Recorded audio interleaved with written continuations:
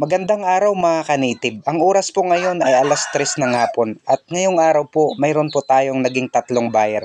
Ang isa po ay isa sa mga kaibigan po natin na OFW na gustong magsimula ng kanyang At ang isa naman po ay sinadya po talaga tayo dito sa ating maliit na farm para bumili po ng kanyang mga manok na pangsimula.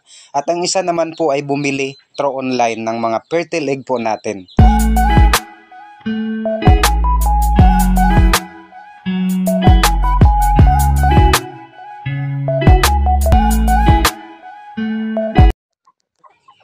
Mga ka-native, aaminin ko po sa inyo, nung nagsisimula pa lamang kami sa pagmamanok, dahil maliit lang po tayo na farm, nagsimula po tayo sa konti at ilang piraso na manok. Naisip ko po na parang walang kita sa ganitong pagmamanok, lalo na sa ganitong native chicken. Pero nung unti-unti po dumadami yung mga manok namin, doon ko po na-realize na amat-amat na po pala kaming kumikita. At ngayon po, isa po sa mga araw na ito, simula po nung nagsimula kami na magmanok, isa po yung araw na to na nagkaroon po kami ng malaking benta. Dahil maliit lang po kami na farm, para sa amin, sobrang napakalaki na po ng benta na to.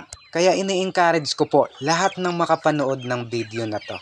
Kung hilig po natin ang pagmamanok, lalo na po kung nasa liblib po tayo na lugar o malayo po tayo sa mga mataong lugar, ang native chicken po ay angkop po para sa atin. Hindi po kailangan ng malaking puhunan para sa native chicken. Simulan po natin sa maliit. Unti-unti po yung dadami. Ang native chicken naman po ay mabilis po ito paramihin. Kami po, ilang piraso lang po na inahin at ilang piraso lang po na tandang.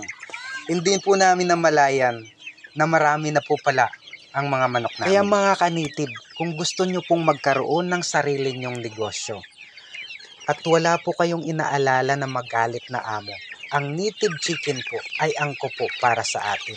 Hindi po natin kailangan ng malaking puhunan.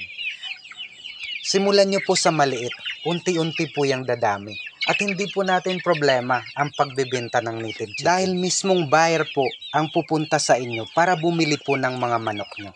At isa po ang native chicken sa pangunahing hinahanap ng mga consumer. Hindi po ito ganon karami sa market ang nagtitinda ng native chicken. Kaya madali lang pong ibenta ang native na manok. Mga ka-native, isa pa pong dahilan bakit native chicken po yung sinimula naming negosyo.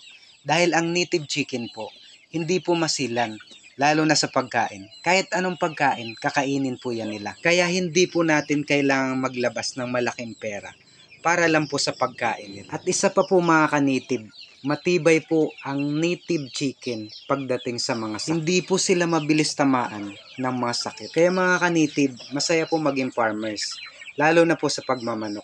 Tuwing umaga at hapon, nag-aantay po sila sa atin at nag-aantay po ng pagkain nila. Nakakatanggal po ng stress ang mga alaga po nating manok.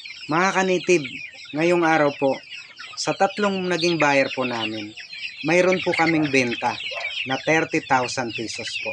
Isa po ito sa may pinakamalaking benta po namin simula po nung nagsimula kami sa pagmamanok. Kaya mga ka-native, go lang ng go. Tiwala lang po tayo kay Papa God. Gawin po natin yung kaya nating gawin. Magsipag lang po tayo.